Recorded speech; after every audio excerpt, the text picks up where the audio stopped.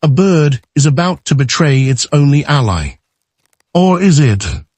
Deep in the woodlands, a honey badger claws at a hollow tree, desperate, bleeding and starving, and the one creature that could save her may also be the one that gets her killed.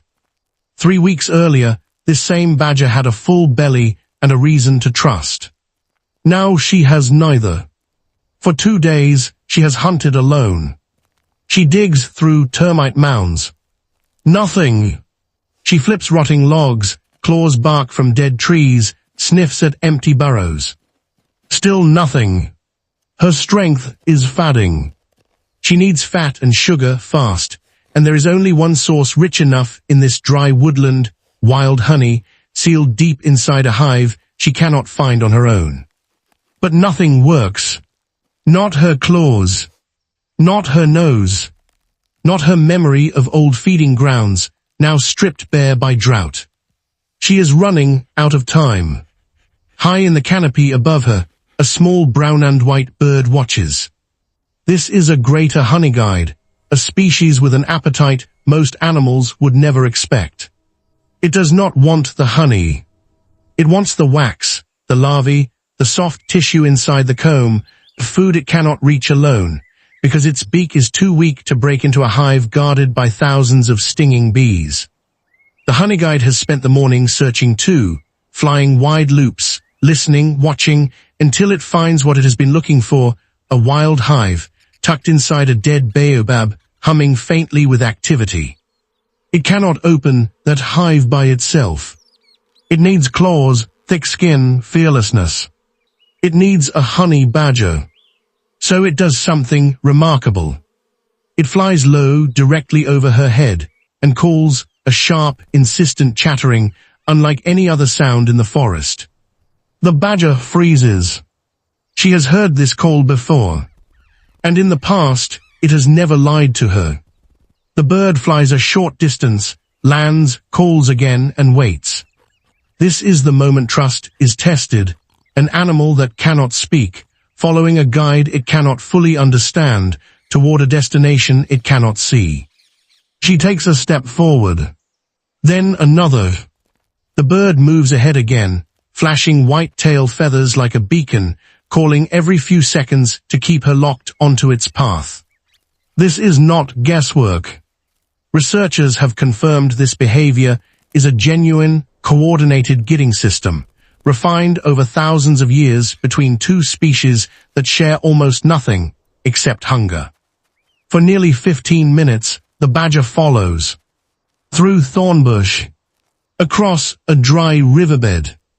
Past the sun-bleached skull of a long-dead impala, a quiet reminder of how unforgiving this land can be. Then the bird stops. It lands on a low branch of the baobab and falls unusually silent. This is the signal. This is the hive. The badger rises onto her hind legs, sniffs the bark, and finds it, a narrow crack, buzzing faintly, leaking the unmistakable scent of wax and honey.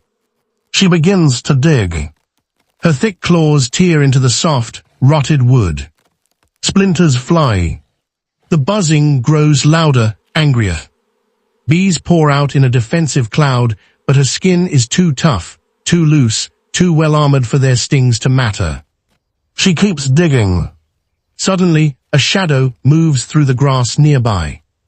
A jackal, drawn by the commotion, edges closer, testing whether this is an opportunity or a threat.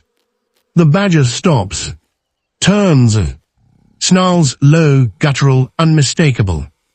The jackal hesitates, weighs the risk, and slips back into the grass. The moment passes. The badger returns to the hollow, and within minutes, the wood gives way entirely, exposing the golden comb inside. She tears it open.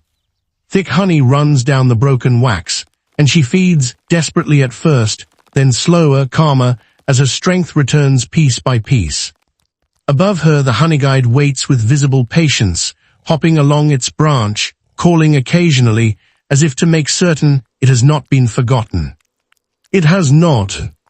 When the badger finally steps back, full and sluggish, she leaves behind broken comb, scattered wax, and larvae exposed on the bark, precisely what the bird came for.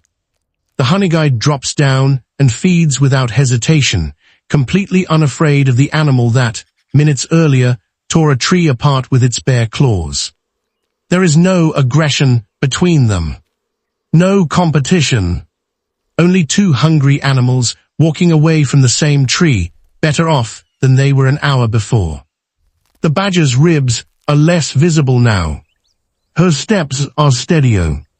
She does not thank the bird, she cannot, but she does something almost as telling. She lingers nearby a while longer, tolerating its presence, before finally moving on into the fading light. It would be easy to call this bird a manipulator, using another animal's strength for its own gain. It would be just as easy to call it a savior, leading a starving predator to the one meal that could keep her alive. The truth is neither story alone. The honeyguide is not a partner out of loyalty, and it is not a betrayer out of greed. It survives by being useful, and in the wild, being useful to another creature is very often the safest way to survive at all.